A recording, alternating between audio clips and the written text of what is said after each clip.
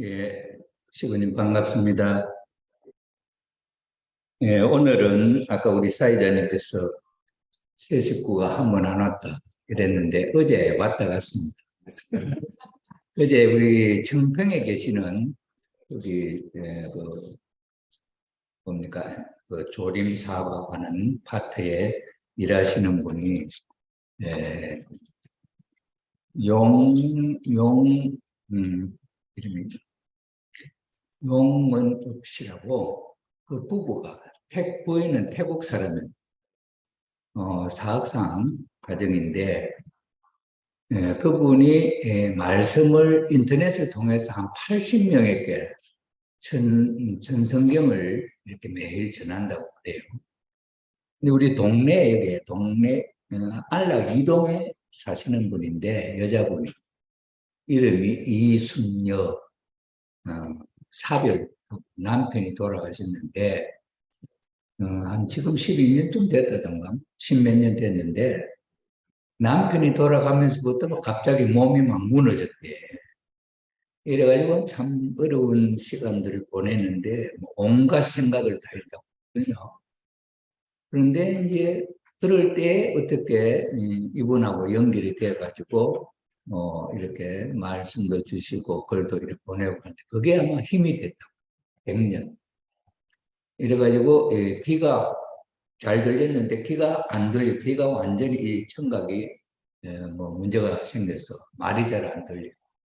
이래가지고 무슨 일을 하는지 와도 들어볼 말을 이해도 못하고 하니까 뭐 여러 사람하고 사귀는 일에 있을 수도 불편하고 이래가지고 기피를 하고 뭐 우울증도 나고 이래 참 고생하신 분인데 이제 좀 많이 좋아졌대. 부산에서는 이 귀를 수술할 사람이 없어가지고 어떻게 인연이 닿아서 저 전라도 광주에 의사 수술을 한다 해서 한쪽을 했는데 이제 한쪽이 많이 좋아졌어.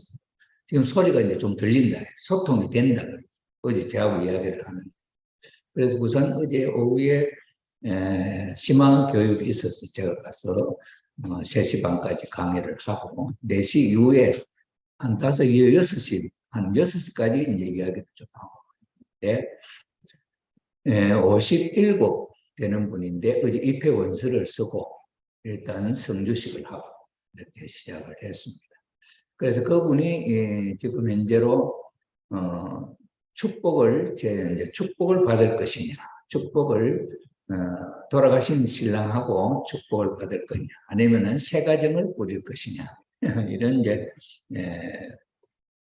마음을 두 가지 마음을 갖고 있는데 그래서 어떻게 정리를 해야 되고 어떻게 해야 된다 하는 말을 일단 정하고 다음에 한번 준비가 되면은 협회 청평에 40일 수련 같은데 한번 참석을 하면은 좋아질 것 같다 이렇게 이야기해서 어제 한 분이 오늘은 거기 준비가 안 돼서 오늘 못 오고 어제로 오늘 오는 거로 대신해서 예배 원서도 쓰고 그렇게 준비를 했습니다. 그래서 이번 주에도 한 분이 새로운 분이 연결이 되었다 하는 소식을 전해드리고 오늘도 이제 우리 김태호 선생님도 오셨고 그다음에 우리 노찬영 씨 부부 정인영 인영 씨 맞습니다. 오늘 박수 한번 쳤습니다. 한영 씨가 여기 부산에서 일을 하셨다가 지금 이제 서울에 가서 일을 합니다. 쪽에. 또 이제 섹시하고 좀 가까이 만나고 할 수 있는 기회가 안 되겠는데 생각을. 우리 인영 씨는 아직도 학교에 이제 공부가 아직까지 끝이 안 났어. 공부하고 있는 중입니다. 우리 기도 많이 해주시고. 네. 그리고 오늘 또 우리 가오리 우리 권사님이 또 아들 데리고 왔어요. 네, 우리 아빠하고 가족 참 보기 좋습니다. 우리 저 뒤에는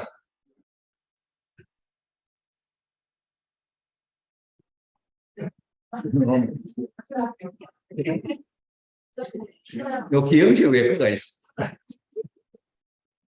나는 어디 색사람이 왔나. 그다음 우리 이영준 장로님, 사사기 권사님, 예, 오늘 가정이 같이 또 나와줬습니다. 우리 송강국 장로님하고 박대림 권사님도 오셨네. 예, 우리 김석기 장로님하고 우리 최 권사님도 오시고, 이건조 장로님도 오고, 우리 김소야 권사님, 참 교회를 위해서 애를 많이 쓰시고, 우리 또 음기군 권사님하고 신규고 우리 또 장로님은 천주평화연합에서 아주 열심히 활동을 하고 계시는 우리 가정입니다. 우리 은수의 권사님, 사모님은 참 평화대사 활동으로 수영에서 활동 열심히 하시고, 또 주위에 계시는 분을 또 모시고 오시면서 전하시고, 우리 박대림 권사님이 모시고 오셨던 18일 날 그 경주에서는 3박 4일. 딸? 그 집 딸이? 절대. 그 집 딸이 참석을 하려고 준비를 하고 있습니다. 그때 오후에 가면 되니까 여기서 안내를 해주면 되겠습니다. 가시도 확정이 되면 누가 가든지 한번 모시고 갔다가 같이 갈 분. 일단 무조건 가는데 저도 9월달 같은 거. 9월달에 있어. 9월 8월 18일. 다음 달에 있긴 있을 건데 이 달이 18일이라 정해져 있습니다. 9월 달에 갈라 할 때 미리 해야 되는데 혼자 가능하면 혼자보다는 미리 부모하고 같이 가는 게 훨씬 좋더라고요. 그런 면에서 한번 생각해 보시죠. 네, 감사합니다. 어쨌든 오늘 우리 이종택 목사님이 말씀을 하셔서 설교는 더 필요 없지 않냐 하는 생각이 됩니다. 이분이 기독교에 아까 그 경력을 보셨잖아요. 그 기독교 그 단체 그 단체에 아주 회장을 하셨던 침례 교회 같은 침례교회 총회장인 당회장 그런 게 있거든요. 그 그룹 총회의 최고 총회장까지 하신 목사님이니까 참 대단한 분인데 실질적으로 이제 들어와서 보니까 밖에서 듣던 소문을 듣던 거하고 전혀 다르다. 그 다음에 그 사실 그 핵심적인 참사람, 참가정, 참부부, 참가정 하는 이 가치관에 대한 내용을 확실히 아시는 분. 이제 모든 종교가 그 목적이고, 그 다음에 기독교의 목적이, 유대교의 그 창세기로부터 나와 있는 가르침의 핵심이 인간조상 아담 해와를 중심 삼고 참가정을 이루려고 했던 이상이 무너져서 그것이 유대교의 소망이었고 예수님이 2000년 전에 오셔서 그것을 이루시려고 하다가 못 이루시고 영적 성령과 더불어서 참가정을 이루려고 하는 소원이었다.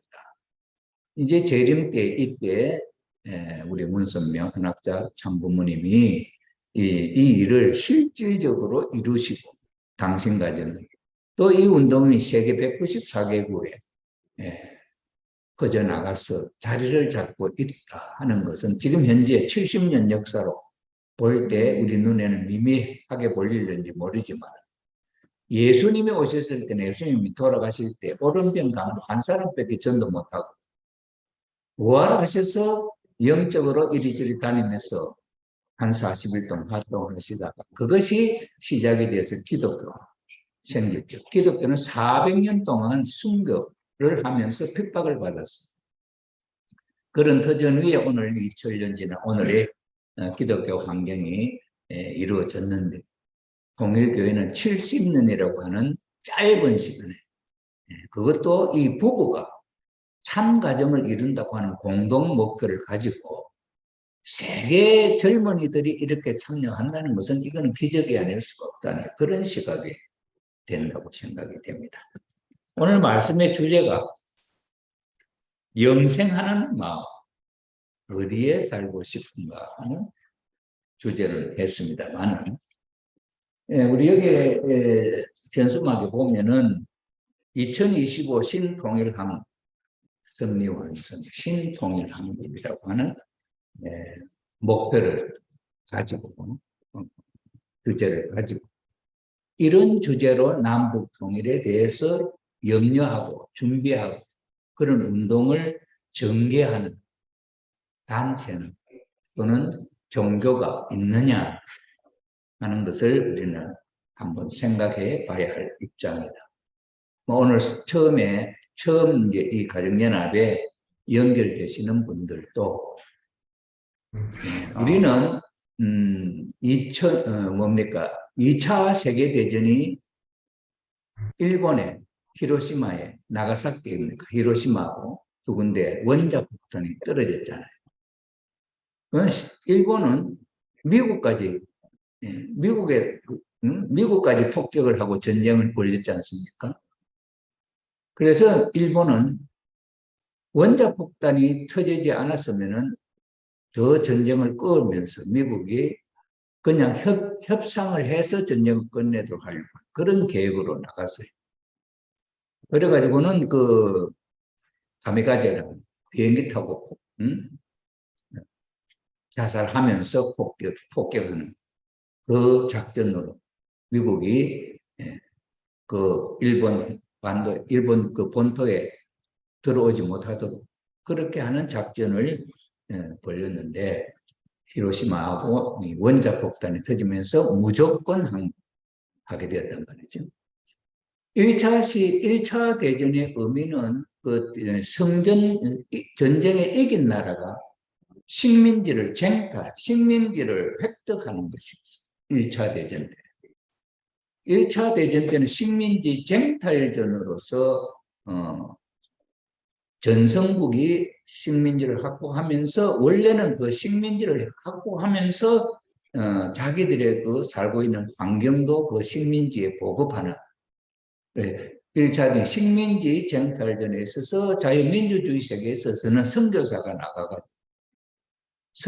나가서 그 하나님의 그 사상을 가르쳐서 평화세계 그리고 한 형제 자매처럼 자기들과 같이 잘 살 수 있는 나라로 만들어야 하는 것이요. 선교사의 목적이잖아요. 우리가 선교 나가면 예를 들어서 우리 한국 저도 선교 나가봤습니다만은 페루라고 하는 나라는 약 400년 동안 스페인에서 지배를 했어요. 페루. 그래 한 300년 되고 독립을 했는데 130년 독립을 하고 130년이 지났는데도 옛날에 노예 식민지 될 때는 똑같은 환경이었어요. 그런데 제가 가보니까 우리는 새마을도 우리 세대에 새마을도 경험했고 그거 다 봤잖아요. 그러니 그 남미에 그 페루 가보니까 스페인이 300년 동안 지배해 놓으니까 페루가 이게 우리나라다 하는 생각을 가진 사람이 하나도 없어요. 교과서의 표본이 어디냐? 스페인. 그래 스페인 마드리드라. 스페인이 정신적인 사상을 교육시키는 교과서의 핵심적인 하나의 그 가치로서 딱 되어 있고 그걸 교육을 시키고 있으니 페루가 이게 우리나라다. 그런 생각이 없어요. 그래 주인 없는 나라.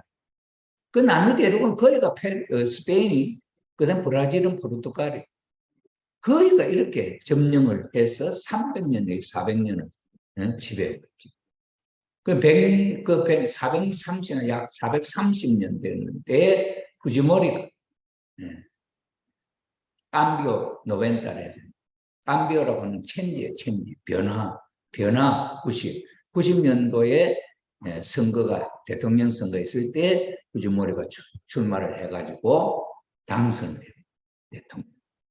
그래가지고는 후지모리가 제가 이제 그때 90년도, 91년도 제가 선교를 페루에 갔으니까 그때 그 환경이 1년 만에 많이 변화됐어요.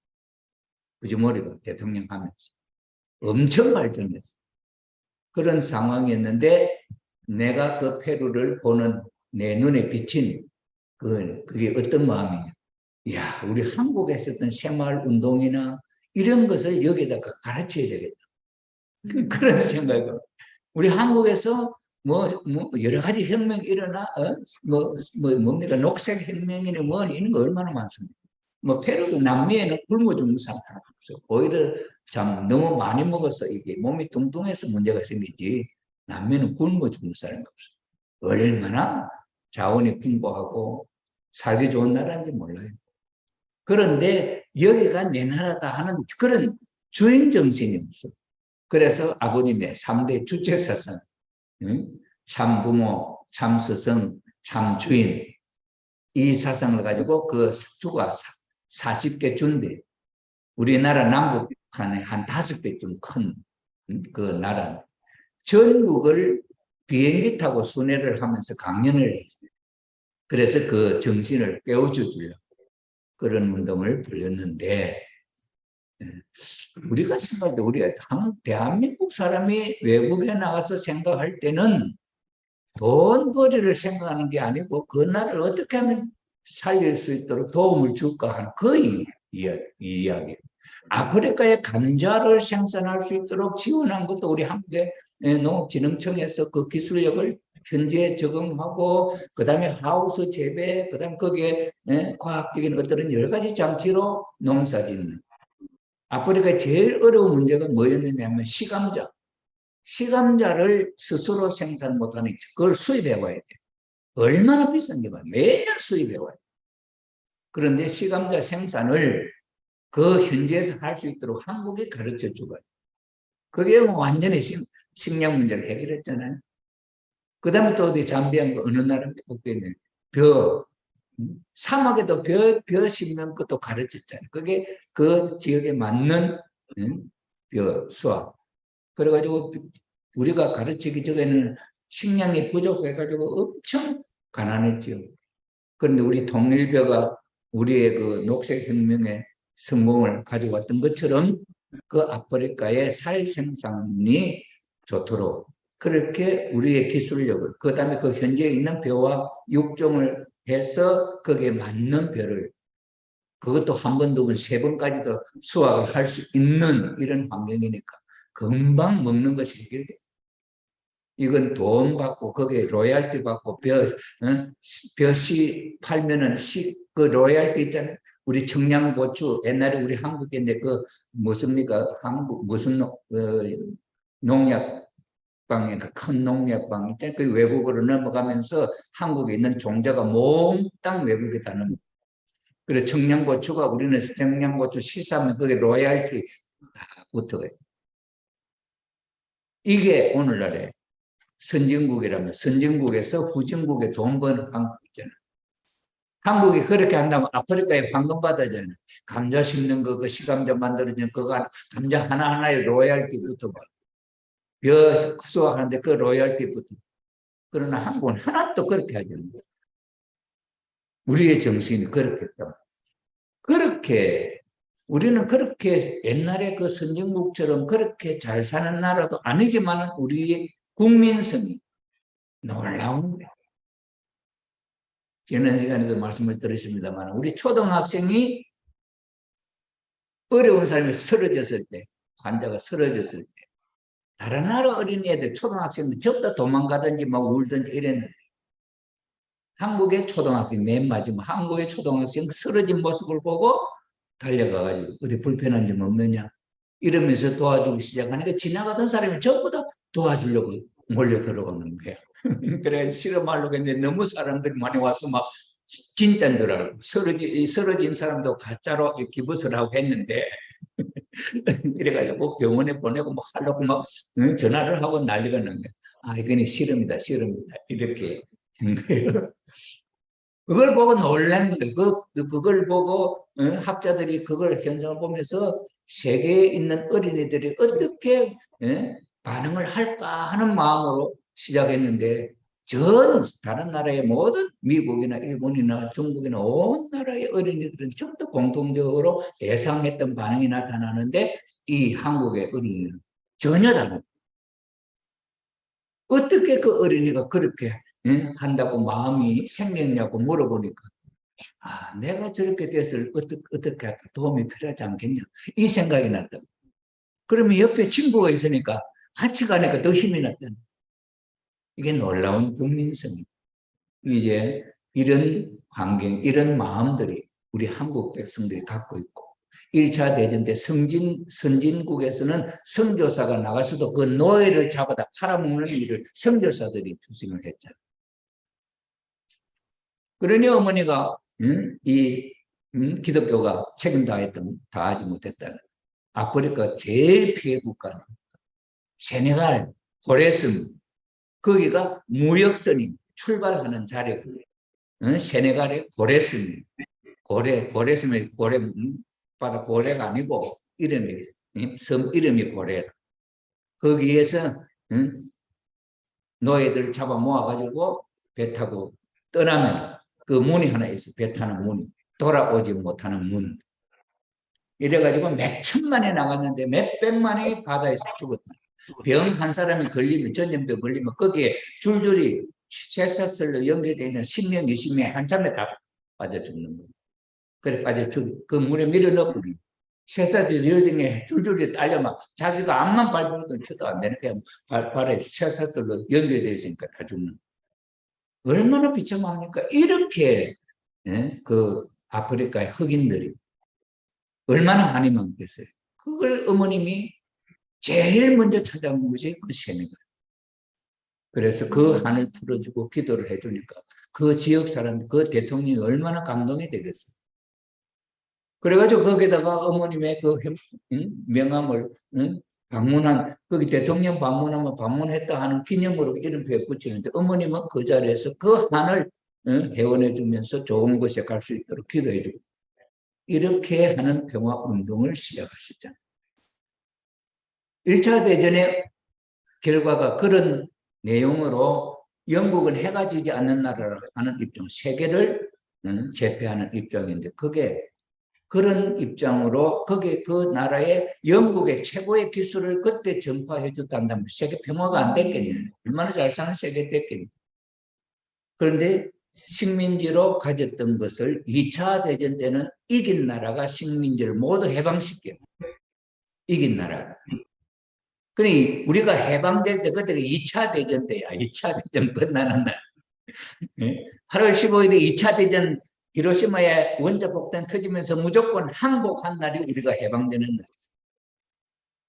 그런데 우리가 뭐 해방하고 싶어서 한 거 아니잖아요. 우리하고 그러면 미국과 관계돼 가지고 해야 되는데 일본이 식민지를 갖고 있던 것을 미국이 승리함으로 말미암아 내놓는. 이래서 우리가 해방이 됐습니다. 그러면 해방이 되고 나서 한국을 어떻게 할 것이냐? 유엔 그때 참전했던 이제 연합군에서 그걸 이제 의논한 거죠. 그때 마지막에 누가 참전했냐? 소련이 참전을 했어요. 소련이 누구 편에 참전했냐? 지는 편 독일하고 일본 편에 참전한 게 아니고 미국과 함께 싸우는데 참전을 했어요. 그것 때문에 이 한반도를 해방을 시키는데 이걸 어떻게 나라를 세우게 하느냐 할 때 통일된 한국으로 만들어야 되는데 북한은 소련이 도와주고 남쪽에는 미국이 도와줘서 한반도에 새로운 하나의 국가가 생기도록 하자. 이래가지고 유엔 감시하에 그런 세계가 되도록 그렇게 하려고 했잖아요. 그런데 그게 안 되고 그게 안 되지. 왜냐? 소련은 공산주의 사상이고 민주주의, 미국은 민주주의였고 그 다음에 그 당시에 독립이 우리 한국이 해방되기 전에 외부에 나가서 독립운동을 했던 사람이 몽골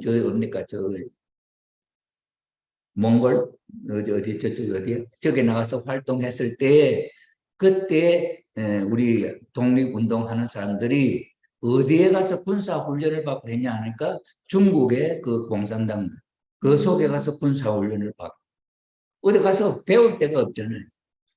그러니 거기서 훈련받았던 사람이 6.25 전쟁 터질 때 어디 와 한국에 와서 이거 싸운 거야. 우리 민족들끼리 싸운 거야. 현상이. 중공군이 그 가까운 데서 이제 중국이 이쪽 올 때도 거의 거기 조선족들이 그 다 온 거지. 이런 비참한 환경이 한국에서 벌어진 거죠. 그럴 때 해방이 되고 나서 남북 통일을 하자고 할 때 이승만도 들어왔죠. 이승만도 외국에서 독립운동하는 입장이죠. 김구 선생하고 했던 거하고 이승만이 독립운동에는 이승만이 예를 들면 미국에서 한다면은 김구 선생하고 이분들은 저 어디에 그 저기 우리 그 뭘 만주 거기서 활동했다. 근데 이승만은 전혀 기반이 없지. 김구 선생이 거기서 독립운동 했던 분들도 한국에 또는 한국 기반이 없잖아. 일본 시대에 지배를 했고 독립운동 하는 사람은 처음부터 잡아 죽이는데 어디 여기 한국에 할 수 없잖아. 근데 한국에는 전혀 새로운 한국이 독립을 해도 세울 수 있는 어떤 준비된 인재가 아무도 없습니다. 독립운동을 했던 사람은 만주에 나가서 했던 사람, 해외에서 했던 사람들밖에 없죠. 그 사람들이 들어와서 나라를 세우려고 하는데, 그래 김구 선생하고 이승만 박사의 생각하고는 다를 수도 있잖아요. 그죠? 그래 김구 선생은 김일성이하고 연락이 돼가지고 통일정부를 하려고 이렇게 노력하던 때예요. 그래서 참 우리 한국이 이승만 대통령이 그래도 미국하고 연결돼 가지고 대통령이 되면서 남북 총선거를 해서 하려고 했던 통일이 못 되고 일단은 나라가 세워졌잖아요. 그때 나라가 세워졌을 때 일본이 망하면서 남한에도 북한에도 그렇지만 일본이 한국에서 들어와 가지고 40년 거의 40년 동안 식민지로 지배를 할 때 일본에 있는 최고의 기술을 갖고 와서 모든 걸 다 했어요. 은행도 만들고 온갖 공장도 만들고 모든 걸 다 했어요. 그렇게 했는데 한국을 하고 돌아갈 때 미국이 단돈 일부 한 푼도 갖고 가지 못만 빠져나가게 했어요. 그래 일본이 그래서 운영하던 모든 회사는 그대로 남았죠. 북한도 그렇고 남한에는 모든 기술들 다 갖고 북한에서는 그걸 알고 일본 사람들 붙들어 놔놓고 기술을 가르쳐주고 가라. 그렇게 해가지고 북한에서는 그때 북한에서 더 잘 사는 나라가 남한보다 더 잘 살 수 있었던 배경이 그렇다. 일본에 그 돌아가는 그 공장이나 이 모든 것들이 그 비료 공장이 모든 것이 북한에 있었잖아요. 일본 사람들이 그걸 같이 운영하면서 배웁니다. 우리 남한에서는 그렇죠. 이렇게 해서 새 정부가 세워질 때 문제점이 뭐였느냐. 아까도 말씀드렸지만은 일본이 40년 동안 지배할 때 그때 지도자들이 왔을 때 도와주는 한국 사람들이 거기에서 같이 일했던 사람들이 있을 거 아니에요. 일본 사람들 빠져나가고 그 일을 예를 들어서 말하면 이 부산시를 지배하는 다스리던 시장이 있었다면 시장은 일본 사람이니 가버리고 그와 함께 과장 부장이 있었던 같은 일한 사람이 누구냐 한국 사람들이잖아요. 그러니 미국에서 이 남한에 정부를 세워서 그런 전체적인 행정 조직을 다 갖추어가지고 사람을 쓰려고 하니까 준비된 사람이 아무도 없는 거예요. 일제시대에 일본 사람을 도와서 함께했던 그 사람들밖에 없어요. 그러니 그 사람들이 각 행정부라든 기관을 전부 다 재배치된 거예요. 그렇게 되었을 때 이 나라가 어떤 나라로 다스려졌겠냐. 그러니까 일제식, 일본에서 일본 지도자가 하던 그 식대로 된 거예요. 그러니 그때 했던 그 사람들을 지금 현재 진보적인 지도자들이 뭐냐면 친일파. 그래서 친일파 몰이가 시작됩니다. 자, 그러면 이것이 우리 한국이 그때 독립을 하면서 새로운 나라가 생겨질 때 준비되지 않음으로 말미암아 일어난 어려움들. 동독하고 서독이 통일이 될 때도 마찬가지예요. 동독하고 서독이 통일되면 어떻게 할 것이냐 전혀 생각을 하지 않는데 어느 날 그 수상이 폴란드에 가서 바웬사하고 회의하는 그 순간에 그날 밤에 무너집니다. 베를린 장벽이 무너지면서 동독, 서독이 통일이 됐던. 그래 동독하고 통일을 할 때 어떻게 할 것이냐. 이런 면에 있어서 동독의 모든 그 뭐 가치, 돈이라든지 이런 걸 이제 어떻게 자세하게 뭐 지금 그렇지만 그렇게 했는데 지금도 이제 한국이 남북 통일이 된다고 한다면은 북한하고 남한은 어떻게 해야 할 것이냐. 이런 통일을 위해서 준비하는 이런 면에 있어서 준비한 내용이 없습니다. 그래서 어떤 사람은 이런 이야기를 하죠. 지금 허경영 같은 사람이 이런 이야기를 합니다. 북한에 돈 많이 가진 사람, 옛날에도 그런 옛날에 이렇게 이제 한국 화폐 개혁을 했다고 그래요. 화폐 개혁할 때 부자는 돈 엄청 가질 거 아니에요. 그러면 화폐 개혁할 때 돈을 요만큼만 바꿔준다 했던 거예요. 그럼 요만큼 말고는 이만큼 남아있는 걸 그럼 어떻게 그걸 좀 더 휴지 쪽에 대어버리죠. 그러면 그 사람 부자들이 돈 없는 자기가 친한 사람들에게 돈을 그만큼씩 준 거예요, 전부 다. 바꾸자고. 그럼 그 바꾸면은 바꾸는 사람은 이 사람인데 주인은 누구야? 이 사람이죠. 그걸 수용을 했다. 그렇게 해서 부자들이 갖고 있는 그 재력이 영향력을 미치도록 했다. 그렇게. 그런데 우리 한국에서는 농지 계획을 할 때 그게 이제 그런 식으로 했다고 우리 한동훈 장관이 그런 설명을 했어요. 우리 대한민국이 이렇게 발전할 수 있었던 첫 출발의 중요한 승리적인 기점이 뭐였느냐? 농지 계획이다. 옛날에 우리 한국에 해방될 그 당시에 땅은 대지주, 부자들 몇 명이 이 대한민국 전체 약 90%가 소작인이고 한 10%가 지주예요. 그러니 이 농지 개혁을 해야 경제 발전이 되든지 뭔지 정부에서 정책을 펼쳐 나갈 수 있는데 그때 이승만하고 그때 공산주의 활동했던 사람이 장관에 한 분 있을 때 이름 내가 지금 기억이 안 나는데 그분하고 이승만하고 합작을 해가지고 농지 개혁을 하자. 그래 농지 개혁을 하는데 그럼 대지주가 이 돈을 내놔야 돼요. 3년만 3년만 농토를 분배해가지고 주어서 3년만 그 소작농으로 일할 때 농사를 예를 들어 세금을 10가마 바쳤다. 세금을. 그러면은 세금을 그렇게 바치고 나면 자기 몫이 얼마 안 남아. 그런데 국가에서 이 이승만 정부가 농지 개혁을 할 때 어떻게 했냐. 10가마 바쳤던 것을 3가마만 바쳐요. 그때보다 바치는 양이 적은 거야. 그렇게 3년만 하면 당신이 붙이는 이 노는 당신 거 된다. 그러면서 이 대지주의 이 논을 국가 채권으로서 다 산 거예요. 채권을 국가가 이 세워진 국가가 그 채권이라는 가치가 종이 쪽이 될 수도 있고 실제 가치를 가질 수도 있는 거예요. 그런데 대지주가 그걸 수용했다는 거예요.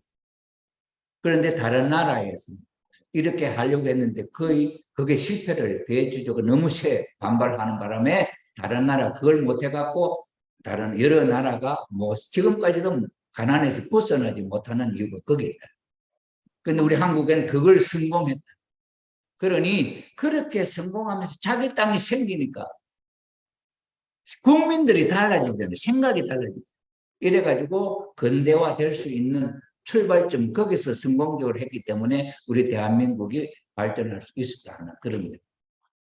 이런 이야기로 여러 가지 합니다만은 지금 이제 우리가 남북 통일이 될 때에 어떻게 할 것이냐는 그런 준비가 되어 있느냐 하는 거예요. 그래서 북한의 이 공산주의 간부들은 돈 많잖아요. 남북 통일이 되면 화폐 계획도 이 문제가 있어야 될 거 아니에요. 그럴 때 어떻게 해야 할 거냐. 그러면 그걸 전부 다 인정을 해준다 해요. 없는 사람은 없는 대로, 있는 사람은 있는 대로. 화폐 계획을 하면 화폐 계획에 그 가치를 준다. 그렇게 해야 문제가 없이 된다는 거죠. 근데 원칙은 정해놓지만 그 가난한 사람을 통해서 바꾸고 하듯이 어떤 그런 면에 있어서 그걸 인정해 줄 때 가능하다.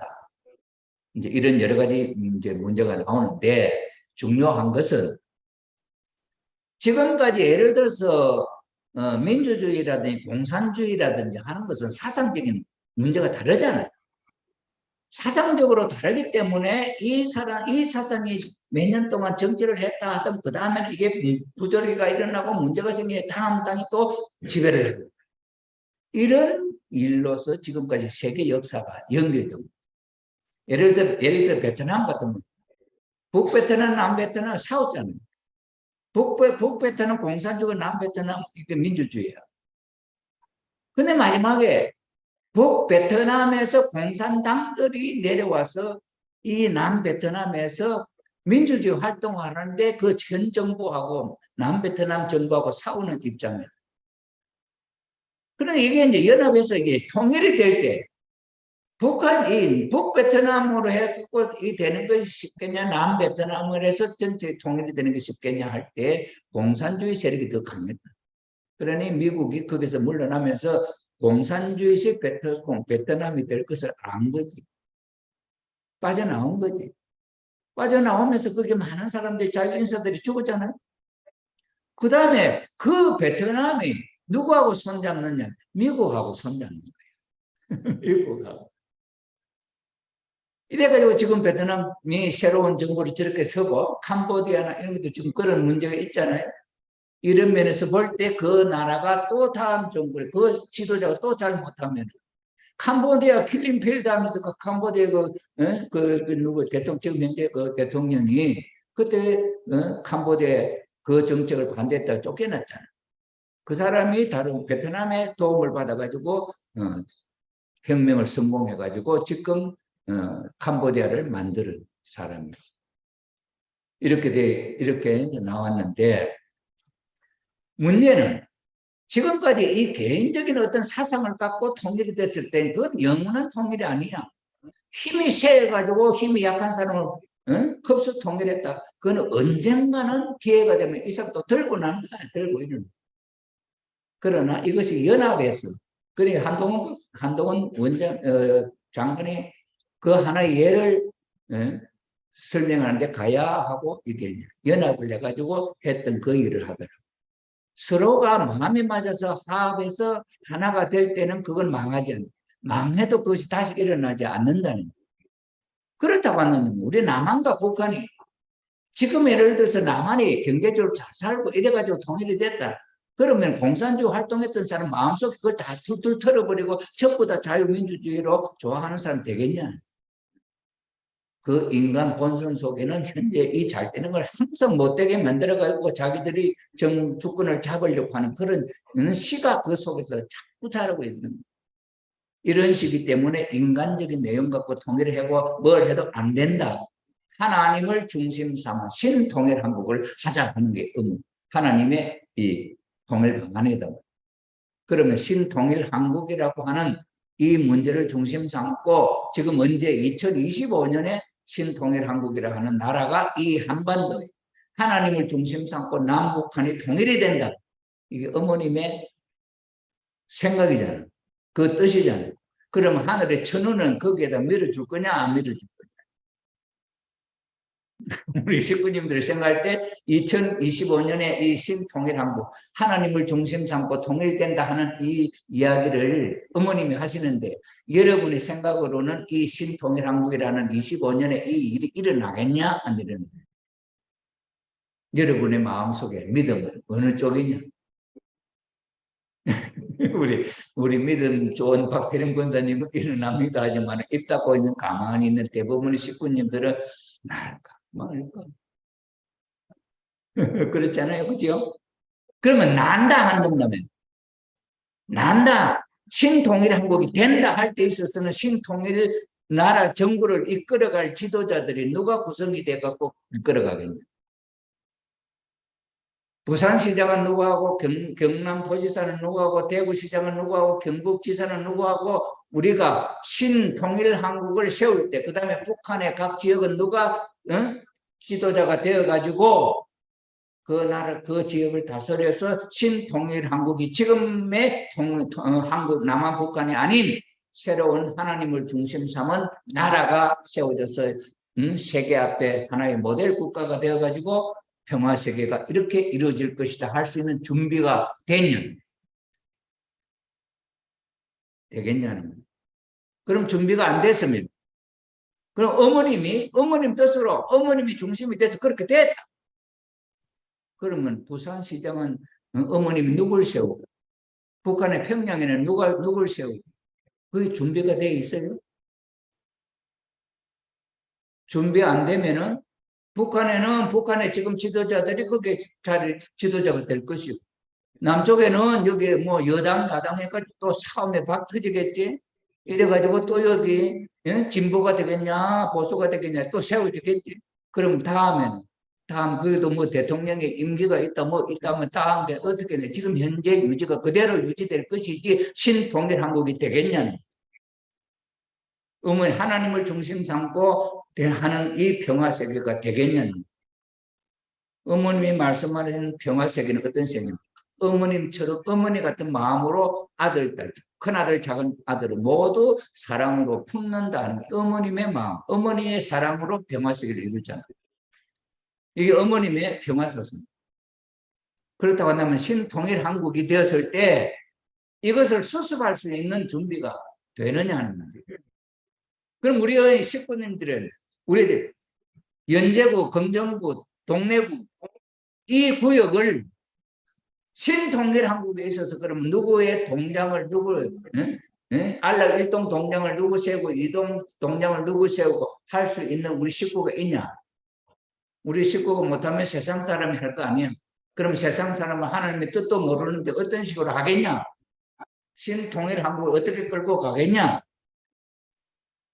신통일 한국이라고 하는 정신의 사상이 어떤 것인지 모르면 그게 그 세계를 이루도록 협조를 할 수 있겠냐는.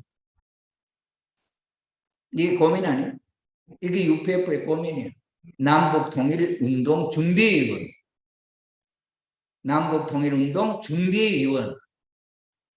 그 준비위원을 하나님을 중심 삼은 그 사상으로 교육이 되었을 때 어머님의 그 사상적인 내용을 갖고 준비위원이 예를 들어서 어떤 또 동을 맞고 아니면 불을 맞고 해야 할 때 그걸 주면은 그 공통적인 사상이 통일준비위원으로 무슨 사상, 신통일 한국의 이 사상을 준비해서 한다면은 그 공통 분모로 이렇게 정리가 될 수 있고 이렇게 우두바 끌고 갈 수가 있겠죠.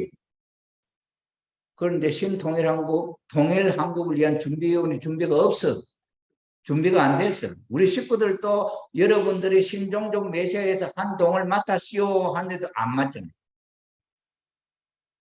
남북 통일 될지 안 될지 몰라서도 안 맡을 수도 있겠지만 나는 그거 맡아도 할 줄도 몰라 안 맡을 수도 있잖아요. 우리 식구들의 수준이 그 정도 이 말이에요. 그렇다면 우리 식구들로서는 전체적으로 못한다. 우리 식구가 한국에 30만, 50만이 된다고 한다면 그 중에서도 이 대표적인 큰 도시에 있어서의 지도자를 다 심어서 이끌어간다고 하는 데 있어서 하나의 중심, 핵심이 하나 생길 수 있겠지. 그러나 그것이 10%도 안 된다면 다음 90%가 그 힘이 얼마나 세야 되겠냐. 그럴 때 신통일 한국이라는 그 이상이 실체화 되겠냐. 이런 생각을 안 하잖아요. 이런 생각 못 하잖아요. 그런 면에 있어서 어머님은 그런 생각을 하시겠냐 안 하시겠냐. 왜 10배가 해야 된다. 12월 달부터. 10배까지 10월 12월까지 10배가 하고 2025년까지는 무엇을 몇 배가 하겠냐. 뭐 하겠냐. 10배가 하면 끝나는 거예요. 나 신통일 한국이 이루어졌을 때는 우리는 어떤 대비를 해야 되냐는 그 대안이 뭐가 나오겠어요. 그 대안이 외부 사람도 받아들일 수 있느냐는 이 사상을 외부 사람들도 받아들여서 신통이라고 하나님의 이름으로 통일하자. 그래서 그것이 다음 지도자가 바뀌면 또 내가 남로당 북로당 싸우듯이 남로당 출신의 박헌영이 북로당에서 김일성이 공산당 책임자가 김일성이었고 남한의 노동당 공산주의 책임자가 박헌영이었어. 박헌영은 그 당시에 이 모든 동리를 다 수습을 해가지고 공산당이 들고 일어날 수 있는 준비가 다 돼 있었어. 그래가지고 소련의 고르바초프, 소련의 그 누구 그 당시에 그 만나러 갈 때 김일성하고 박헌영이 같이 갔다는. 그래가지고 남쪽에는 북한에서 내려오기만 하면은 전부 다 만세 부르고 받아들일 것이다. 이렇게. 그래서 3일 만이면 전부 다 남북한이 통일이 된다. 이렇게 믿으면.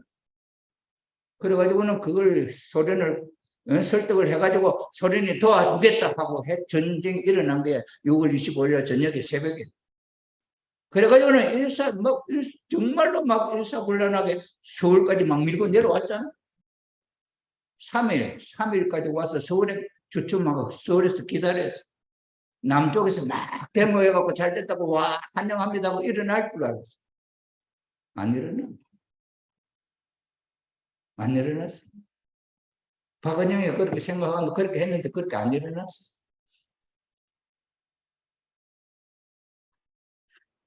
이렇게 그 당시에 준비했다고 해도 그렇게 안 됐어. 그래가지고는 이 공산주의 통일을 하려고 했는데 못했잖아. 유엔군이 들어올 줄 누가 알았나?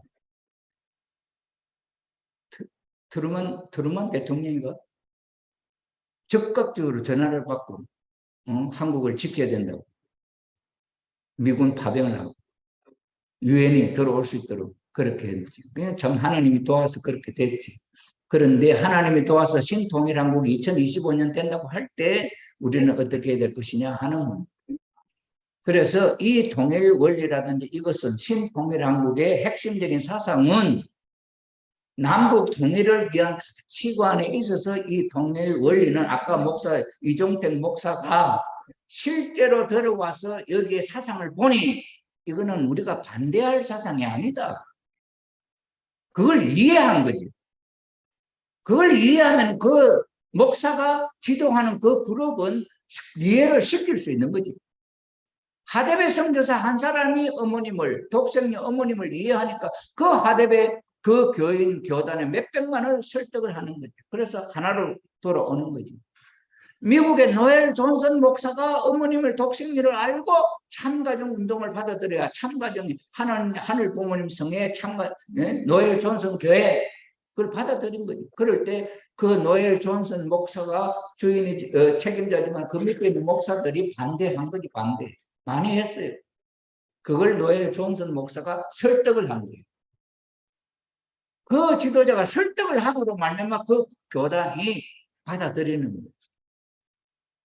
그런 역할을 남북 통일, 신통일 한국으로 되어졌을 때 이종택 목사같이 남북 통일 운동 준비위원은 그런 지도력이 있는 사람이 되면은 문제가 없다. 그렇다고 한다면은 주위에 있는 어떤 사상에 치우치지 않고 정말 어려운 마음을 갖고 있는 그런 지도자를 찾아서 이 사상이 신통일 한국의 이 사상이 어떤 사상인지를 이해하게 된단다. 그게 준비된 거지. 그런 사람은 우리 동부상교회에서 동래구, 연제구, 금정구에 한 사람이라도 그런 의인을 찾아 세운다면 우리는 성공하는 거죠. 동래구에서 그 사람이 설득을 하고 연제구에서 그 사람이 설득을 하고 금정구에서 그 사람이 설득을 한다면 동래구, 연제구, 금정구는 다 될 수 있잖아. 남북통일이 신통일한국은 될 수 있잖아. 북한에 있어서는 이 사상은 김정은이만 교육시키고 김정은이만 오케이 하면 그 사상 교육은 일사불란에 끝나거든. 그럼 하나로 묶어지는 거죠. 신통일한국의 준비는 이렇게 돼야 될 것인데 아직도 우리 식구님들은 신통일하고 2025년 될동 말동 그것도 믿음이 없는데 됐다고 해도 그것을 어떻게 할 것이냐 여기까지 생각이 미치지 못하잖아. 이런 내용을 중심 삼고 오늘 제목이 영생하는 마음 어디에 살고 싶습니까? 우리 백성들의 마음이 신통일하고 천국이 되었다 할 때 오늘 우리는 어머님을 중심 삼고 천국에 살고 있어요. 원래 1019 11년이나. 그런데 우리는 1019 주인 마음 우리 마음속에 있네. 1019에 주인된 마음이 있냐는 아직도 우리는 마음속에 안 살아났습니다. 실질적으로 남북이 통일됐을 때 신통일한국이라는 사상이 살아나겠냐?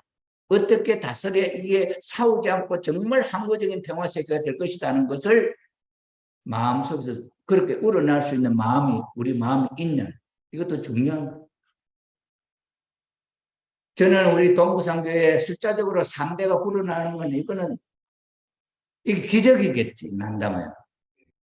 그런데 우리 여기 오늘 여기 참석하신 분이 5, 60명 되는지 모르겠는데 여기 오신 여러분들만이라도 그런 생각으로 준비된다면 우리는 성공한 거라 생각해요. 12월 말까지 우리가 정말 어머님의 이 마음을 이해하고 이런 사상으로 내가 한 동네라도 책임져야 되거나 신통일한국은 어떤 사상이냐 이것을 염려하고 내가 준비해야겠다. 이렇게 생각하는 식구들이 여기 오신 분들이 또 한다면 우리는 성공이에요. 어머님은 기적의 역사를 일으킬 수 있다. 실제 성신 어머님과 하나만 되면 기적이 일어난다. 실제 성신 어머님과 하나 된 하대배가 몇백만의 신도를 움직이고 은단가가 움직이고 만수르가 움직이고 노엘 존슨이 움직이고 이런 역사가 일어납니다. 아프리카의 그 대통령이라는 사람들이 어떻게 움직여요? 어머님이 움직인 거 아니에요. 어머님이 움직인 기적이잖아요. 아홉 나라를 우호적으로. 지금 우리 윤 대통령도 마찬가지야. 아프리카의 그 나라들이 한국을 지지할 거잖아요. 무슨 부산에 여기에 부산에 뭡니까 이 30년 뭐 합니까 이게 엑스포를 지지하는데 통일교 기반을 실질적으로 부산시장도 어머님을 만나보고 양창식 회장을 만나보고 하니까 통일교회의 외국의 그 아프리카 특별히 아프리카의 조직이래 그 나라를 움직일 수 있는 기반을 갖고 있는 단체가 통일교회 가정연합이다. 국가적인 힘 갖고 안 돼. 그래서 어머님이 부탁을 해서 지원을 하고 이렇게 하잖아요. 이런 입장에서 우리가 신통일 한국이라고 하는 이 승리를 어떻게 받들어 이룰 것이냐 하는 데 대한 내용을 우리 식구님들이 생각을 해봐야 된다. 영생하는 마음이 어디 살고 싶은가? 영생하는 마음을 어디다가 뿌리를 내리고 그 장소를 하나님이 세운 그 신통일 한국이 있어서 우리 마음이 거기에 머물고 싶은 우리의 마음이 됐냐? 여러분들은 그런 마음이 있냐? 신통일 한국이 된다면 여러분은 그 신통일 한국의 정말 백성으로서 그 어떤 마음을 갖고 거기에 살고 싶으냐? 준비되지 않으면 주인이 못 되는 거지. 자, 이런 면에 있어서 오늘 제가 여러 가지로 좀 남북통일, 신통일 한국에 대해서 우리 목표가 신통일 한국이니까 신통일 한국을 위해서는 우리 식구님들이 어떤 마음이라도 걱정이라도 해야 되느냐 하는 문제를 제가 잠깐 소개를 했습니다. 이것 갖고 다 되지 않지만은 여러 가지로 우리가 마음의 준비를 해야 할 내용들이 많다고 생각합니다. 특별히 오늘 처음 참석하신 분들도 뿐이라 할지라도 이러한 사상을 이종택 목사님과 김종택 목사였습니까? 이종택 목사가 기독교의 그 최고 그 중단의 책임자였던 기독교 목사가 온 기독교에서는 통일교 이단이고 거기는 나쁜 데라고 했는데 실제로 들어와서 보니 그런 소문이 아닌 실제 내용을 진짜를 갖고 있는 곳이다 하는 것을 깨달아요. 우리 식구가 우리가 모시고 있는 참 부모님이 진짜다.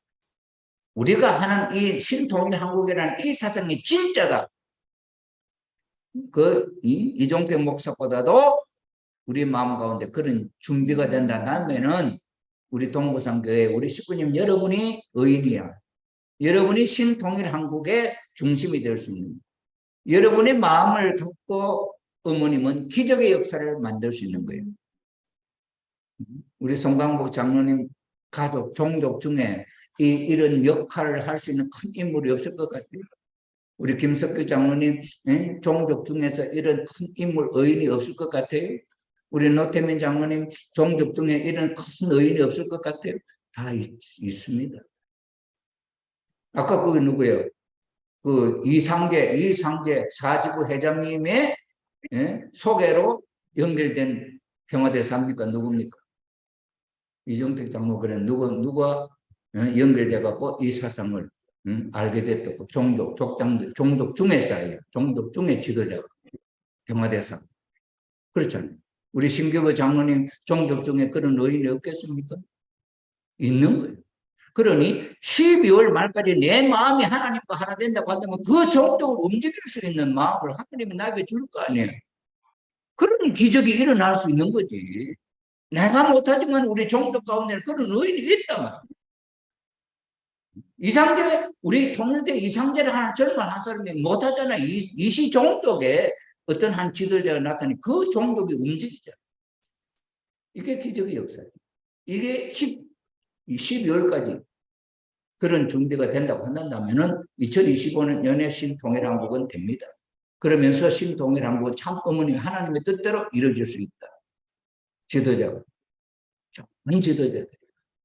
그것을 우리 희망하면서 마음을 한데 모으시고 금요일 다음 주 18일 금요일부터 이제 청심은 그 철야 기도를 10시부터 12시까지는 간정보 그리고 12시부터 1시간 기도, 합심 기도로서 정성을 모으고 신통일 하는 것을 합니다. 그래서 그때는 가능하면 교회에 모여가지고 기도를 하면 좋겠다. 집에 돌아가시기 힘들면은 교회에서 자고 새벽에 가셔도 되고